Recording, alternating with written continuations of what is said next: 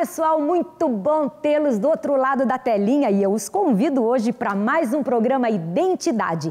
E hoje o assunto é competitividade e fanatismo. Os nossos participantes de hoje são Tatiana Góes, consultora financeira, obrigada pela tua presença. Obrigada a você, Giovana. Imagina, mais uma vez vamos falar aqui no Identidade. Isso mesmo, falar bastante hoje, né? Assis Silva, doutora Assis Silva, neurolinguista, muito obrigada. Fanático por identidade. Ai, que delícia! Isso é muito bom!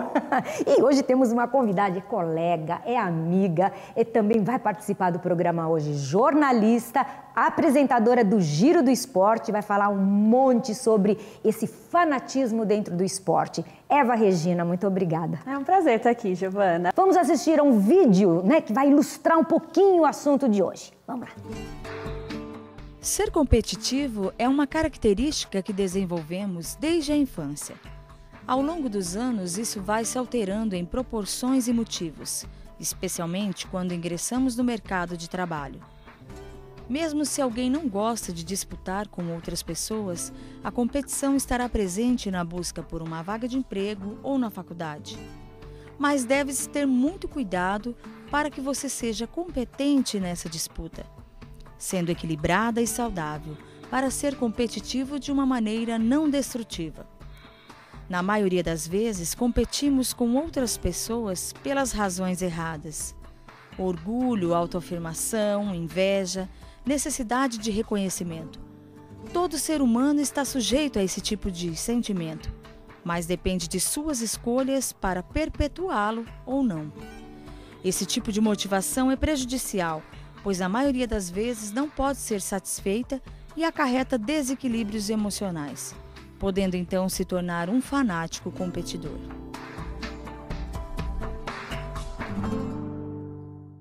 Muito legal esse texto do vídeo, acho que elucida bastante coisa. Então já começa a pergunta: paixão, competitividade, até chegar no fanatismo. Como é que vocês lidam com isso? Eu vejo o fanatismo como uma espécie de compensação por um desequilíbrio até interno, né? Então, lógico que nós não vamos falar de corintiano aqui. Nem pode, porque a palmeirense... Eva, vim de verde hoje, está sentindo, bem, né? Tô vendo. Então, o que acontece? Às vezes a pessoa tem uma descompensação em alguma área e, de repente, ele tenta compensar isso de uma outra forma. Isso envolve também religião, né? A pessoa ser extremamente fanática. Então, ela acaba tolerando certos exageros, tá? Por conta dessa descompensação. Ela tem que compensar de alguma forma aquilo. E muitas vezes o fanatismo acaba sendo isso, né? A Eva vai falar sobre competitividade e, na realidade, o fanatismo ele é aquele que só quer vencer ele próprio e só ele que está certo, não abre oportunidade. Isso eu entendo como se fosse uma espécie de desequilíbrio interno, que ele tenta compensar de outra forma. Você vê, antigamente se falava mais em fanatismo religioso e político. Hoje em dia não existe, quer dizer, não é só isso. Existe no trabalho, existe em todos os lugares, né, Tati? É porque todos os ambientes hoje de trabalho normalmente são competitivos. E a competitividade, principalmente numa empresa privada, por exemplo, ela é estimulada para que se estimule a produção e o crescimento da própria empresa. Só que a gente sabe que não são máquinas que trabalham nas organizações, são pessoas. E as pessoas tendem a distúrbios, porque cada um aprendeu de uma maneira, na escola, na família, nas suas religiões. E a gente leva isso para os nossos relacionamentos. E o distúrbio disso tudo, desse conjunto, vira o fanatismo. E não somente o fanatismo, mas a competitividade pode gerar uma série de outros sentimentos ruins, como a inveja, né? A vontade de destruir o outro para tomar o lugar dele. E a gente sabe que muitas pessoas já passaram por isso em seus ambientes de trabalho, tiveram os seus lugares tomados, às vezes por pessoas menos competentes, mas porque ela era menos competitiva. E aquele outro mais competitivo conseguiu formar um cerco com as suas estratégias, conseguir tomar o lugar daquele outro, talvez, mais competente. Imagino tanto que não sofre essa criatura, porque, Sim. de repente, ela é competente. De banco, por exemplo, acontece muito, funcionário de banco.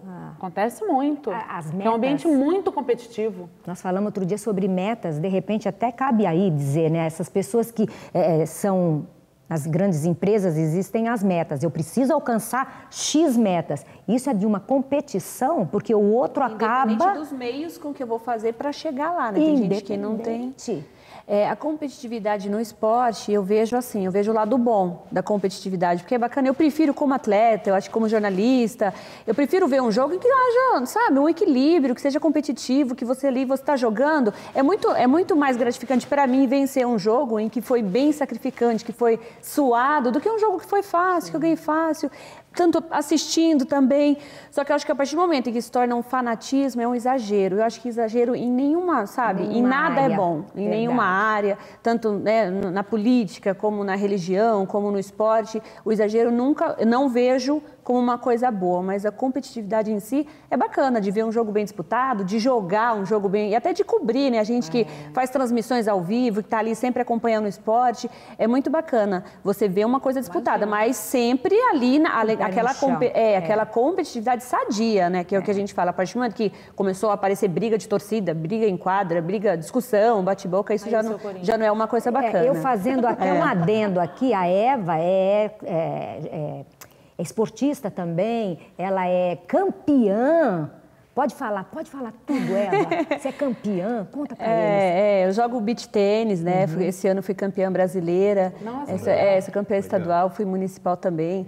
E isso é muito bacana, você ver que o beach tênis é gratificante você pegar bons jogos. Eu fiz a final do Campeonato Brasileiro em Porto Seguro contra uma atleta baiana. Então era assim, era a torcida inteira. Ela estava em casa, ela estava na praia, já dá uma certa diferença, porque eu jogo aqui do meu bar Fidalgo, então a areia já é diferente, já não tem vento, já é bem diferente. E o que eu achei bacana é que tinha uma torcida gigante para ela. Todo mundo é óbvio, todo mundo vai torcer, né? Acabou o jogo, veio todo mundo me abraçar e falou, nossa, você joga muito, parabéns. Olha, eu torci por ela porque é minha amiga daqui e tal. Eu falei, não, imagina.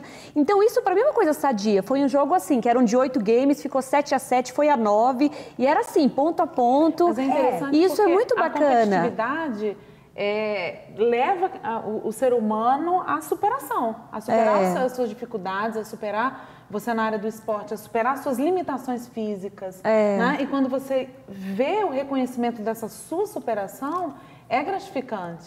E aí vai uma pergunta. Você que é atleta e a gente que...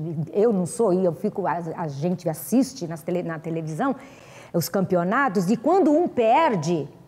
A beleza que vai, abraça o outro. Cumprimenta. Isso é verdadeiro mesmo? Onde que fica a competitividade nisso? É verdadeiro, eu vejo assim, às vezes quando eu perco um jogo, mas assim, eu joguei, eu fico tranquila, eu fico feliz, por quê? Eu tenho limites, né? Eu não vou ganhar todas, entendeu? Claro. Mas eu fico chateada comigo, até saio de cabeça baixa se eu não joguei nada. Você perdeu um jogo que dava pra você ganhar, mas naquele momento... sei lá, desandou, como a gente diz, né? Desandou, deu um apagão, não sei o que aconteceu, eu não joguei. Mas eu fico chateada comigo, isso não tem a ver com o meu adversário. Ele foi melhor que eu, ele venceu porque mereceu, isso entendeu? Toda vez, em tudo, né? Em tudo. Então, e no próximo bloco nós vamos falar não só do esporte, mas na sociedade como um todo. Essa competitividade, chegar até o fanatismo. Daqui a pouquinho, fica aí, hein?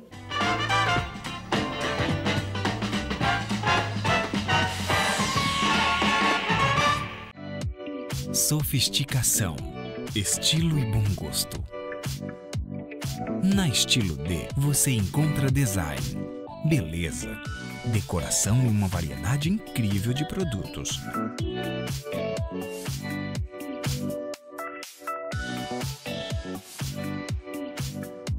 Venha conhecer a Estilo D, design e decoração para encantar você. Rua Ceará, 987.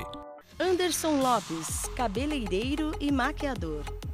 Luzes, cortes, mechas e maquiagem. Especialista em colorimetria de cabelos. Agende seu horário. 8158-8280.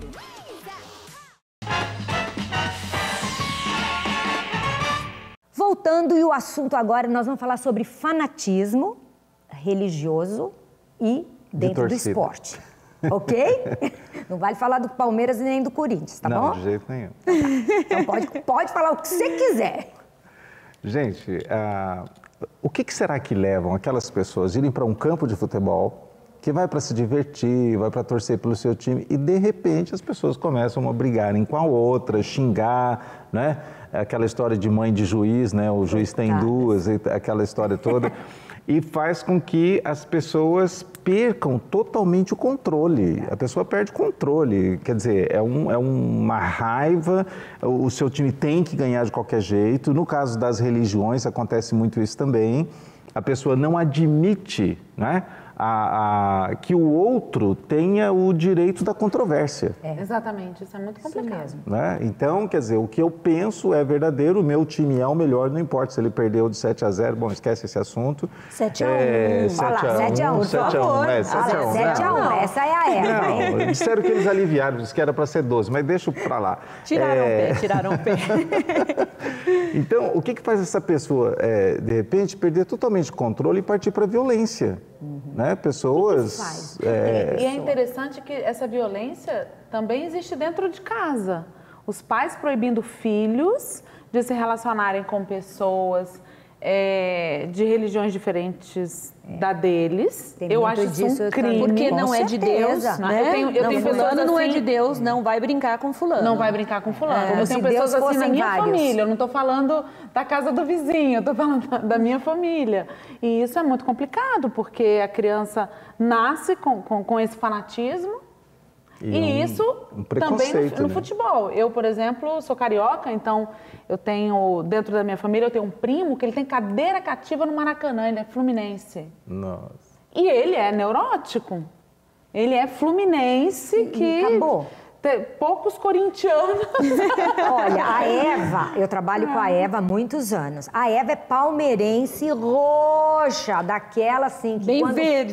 Verde. Ela é verde mesmo. E quando tem jogo do Palmeiras, eu sei que ela põe bandeira, e põe não sei o que, e grita, esperneia, um monte de coisa.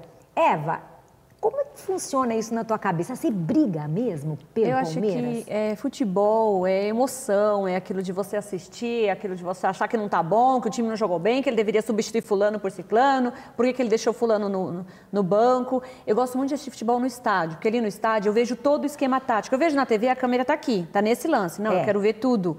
Então eu fico... Por isso que normalmente quando eu vou ao estádio, eu já não gosto nem de ficar perto de torcida. Eu fico ali na minha, porque eu quero assistir, eu quero prestar atenção. Normalmente eu tô com um radinho ou no celular, ou um radinho mesmo, gosto de levar radinho, porque gosto de saber tudo que está acontecendo, quem está aquecendo para entrar, tô ligada em tudo.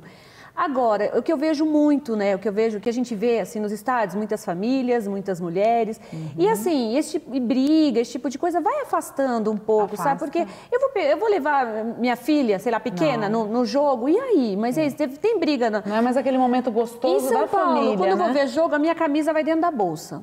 A hora que eu entrei no estádio, eu coloco a camisa, justamente para não ter problema, sabe? Porque às vezes você não fez nada, só você aqueles amigos sabe. Do Assis. Né? Você tá andando com a camisa do Palmeiras, encontrou o corintiano, já deu B.O. Encontrei os amigos do Assis, já é perigoso apanhar, você é melhor guardar. Assis? Não, imagina que é isso. A gente pode escolher os defeitos que tem. Bom. Qual que é o teu? Eu sou santista, Olha, Eva, eu sou palmeirense pelo meu pai, pelo meu tio, e sou santista por causa de marido também. Então, sou meio pouquinho. Flamenguista? Então. E criado no meio de um monte de vascaíno. Nossa então já dá uma competitividade em casa, o pai né? do meu filho flamenguista, então meu filho era assim, perguntava, você quer aniversário do quê? Não, quero um bolo do Flamengo, uma bandeira do Flamengo. Ai, querida. Foi a vida inteira assim, os tios, os meus irmãos, mexendo com ele, porque meus irmãos são vascaínos doentes e um sobrinho flamenguista. Mas é um amor, é uma coisa gostosa de se sentir, sabe? Eu acho que só quem sente para entender essa paixão que você tem pelo time. Pelo esporte. É na alegria e na tristeza, você tá ali, você tá torcendo, você não abandona o barco.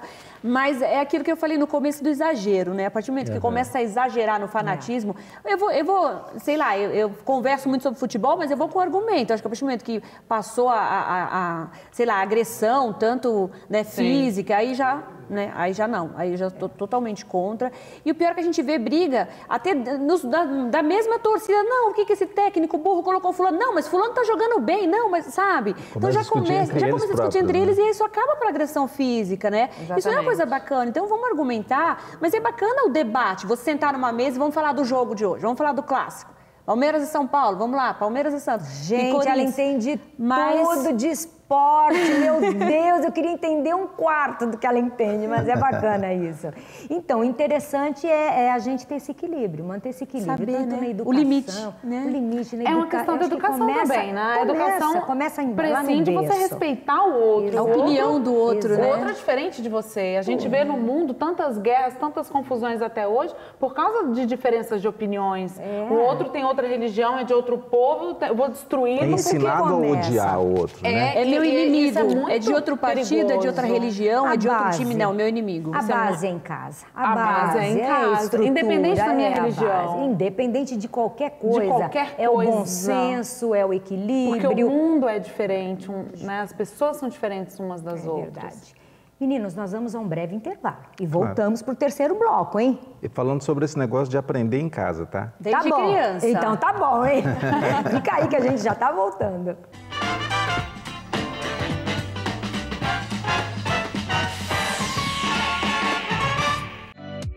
Sofisticação, estilo e bom gosto.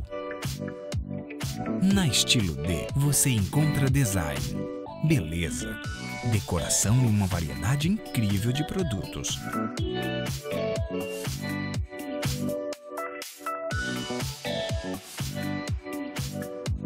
Venha conhecer a Estilo D, design e decoração para encantar você. Rua Ceará, 987.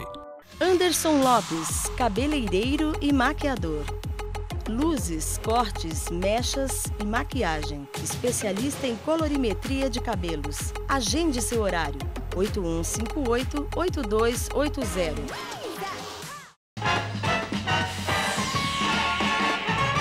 E neste segundo bloco nós vamos falar sobre a competição que começa já na infância. O que você acha disso? É interessante que antigamente era assim, né? Você ia para a escola e se o professor falasse assim para você, vou falar com a sua mãe, você tremia nas bases, né? Hoje é o aluno que fala para o professor, né? Vou falar com a minha mãe, né? E o professor é que treme. Por quê? Às vezes há uma ideia errada em querer que o filho sempre ganhe. Isso às vezes é um estímulo negativo. Claro. Então ele tem que ganhar sempre, ele tem que ter a melhor roupa, o melhor videogame, tem que estar na frente, tem que estar no melhor time. E isso às vezes pode gerar uma competição na sociedade não saudável. Eu vi uma frase essa semana do Augusto Cury muito interessante, né? Ele falou assim, você quer o quê? Ser o sujeito mais rico do cemitério? A meia frase, né? Por que essa competitividade excessiva? Né? Tem o que a gente chama na neurolinguística o perfil dos visuais, né? Que são os grandes empreendedores, sempre energéticos e tal, cheio de planos. Ele fica rico e sozinho, porque ninguém fica perto. Né? Porque ninguém aguenta, a pessoa sempre está irritada, sempre querendo fazer isso e aquilo, e ele não gasta tempo com a família. Quando eu trabalho com casais, agora eu estou introduzindo no aconselhamento de casais. Quantas horas você tem com o seu companheiro, com a sua companheira, por semana? As pessoas não têm esse tempo de curtir. Você pode até ter horas perto, mas de repente mudos. Totalmente longe, né? No celular. No celular. E aí, como é que funciona? Né, tem uma plaquinha que saiu no Facebook, né? Nós não temos Wi-Fi, converse com o seu companheiro de mesa.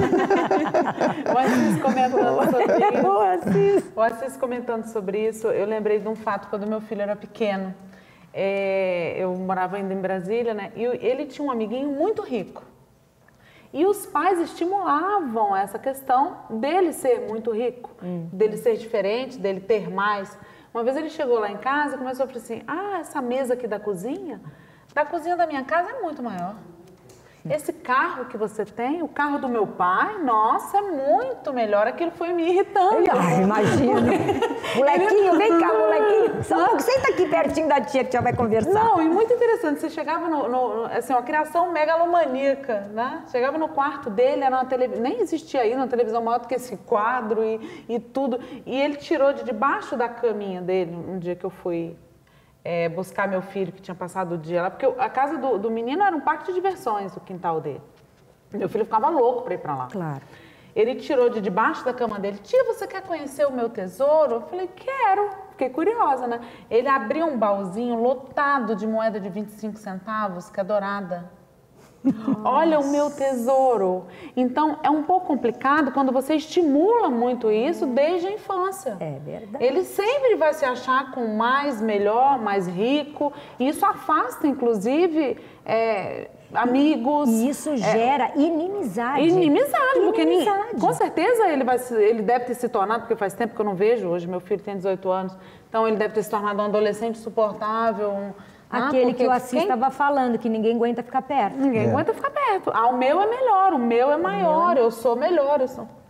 E pode causar até, sei lá, uma depressão nele quando ele descobrir que não é bem assim. Não é bem assim. Não é assim. Ninguém gira, ele não está na... ele não é o centro do universo. Sim, eu acredito, inclusive, né, Assis, que essas pessoas devem entender a depressão com muito mais facilidade. Quando ele vê que o dele não é maior, não é melhor, não... Aí vai sofrer. Quando a gente fala sobre, por exemplo, aquela questão da compensação, a questão do fanatismo, hoje existe um estímulo muito grande ligado às endorfinas, ligadas à felicidade e tal, muito videogame, né, muito estímulo nesse sentido. Nas religiões, especialmente algumas orientais, que estimulam demais o fanatismo, onde a pessoa vai lá, se explode porque vai ganhar isso ou aquilo e tal. Então, hoje eu noto que é um perigo muito grande esse estímulo excessivo que se dá, às vezes, desde quando é criança. Quer dizer, de repente, os pais, eles não são mais vistos como pessoas a quem você merece obediência, respeito. São os doadores, né? Eu me tornei um deusinho particular. Exatamente. E todo mundo tem que fazer o que eu quero, né? E muitas vezes eu vejo também a Eva que lida diretamente com o esporte, esses pais muitas vezes são os frustrados que não conseguiram, talvez na infância, na adolescência, e projetam em cima dos seus filhos as suas necessidades. Põe muita expectativa. Muita expectativa. E acabam cobrando deles essa competitividade. Eu já vi algumas vezes, assim, eu já vi pai ir pra cima do árbitro depois de um jogo de futsal, porque marcou uma falta e porque ele achou que não foi falta. E aí ele vai pra cima, o filho chorando, né, porque perdeu o jogo, e ele pra cima do árbitro, quer dizer, ao invés dele ir lá falar, filho, é assim mesmo, um dia a gente ganha, outro dia a gente perde. Que é o que as pessoas, né, eu tenho sobrinhos, são os instrumentos que as minhas irmãs falam pros meus sobrinhos. Agora não, vai lá e vai brigar, quer dizer, é o tipo de exemplo que ele tá dando pro filho, né? Não, você precisa. Briga de pai em jogo de futsal, porque meu filho jogava futsal, joga futebol até hoje, né, adora. Já vi muita briga de pai, querer bater no técnico. Na verdade, são crianças brincando, sem objetivo nenhum de ganhar nada.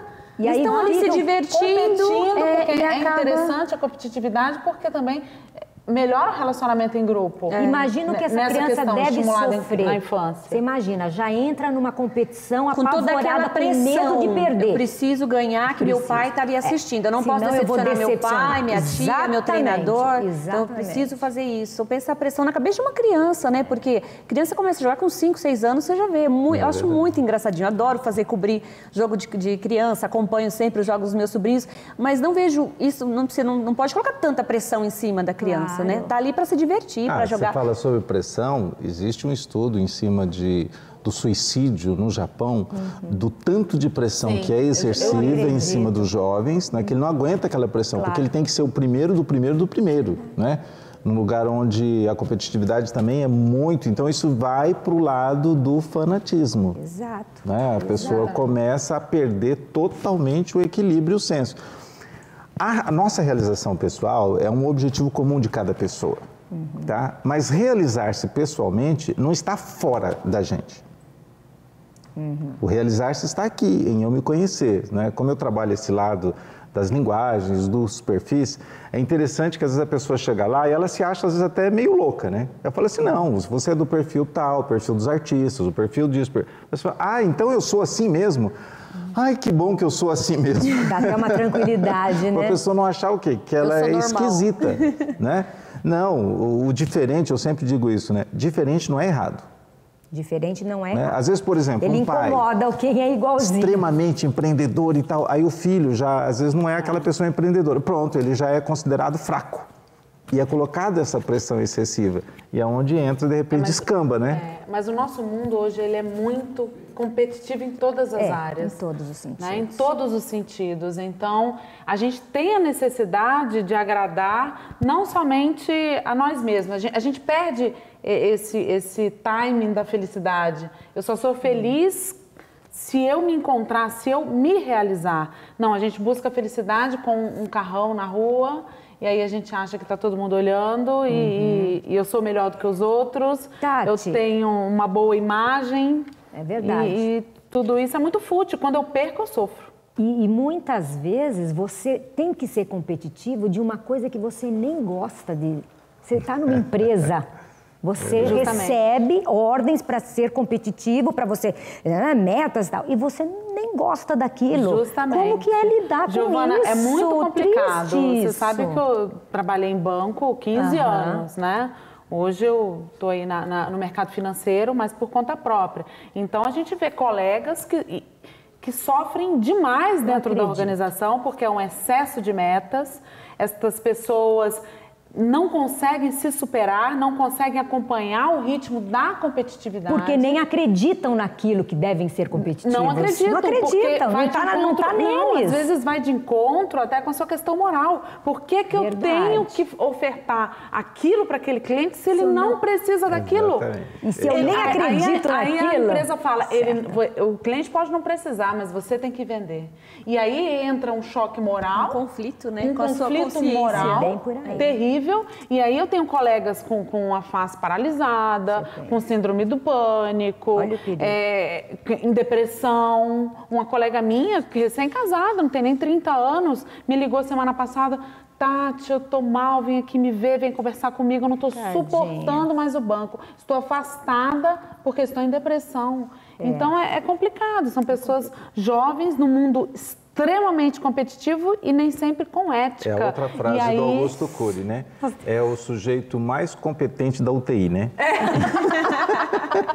Essa frase eu adorei.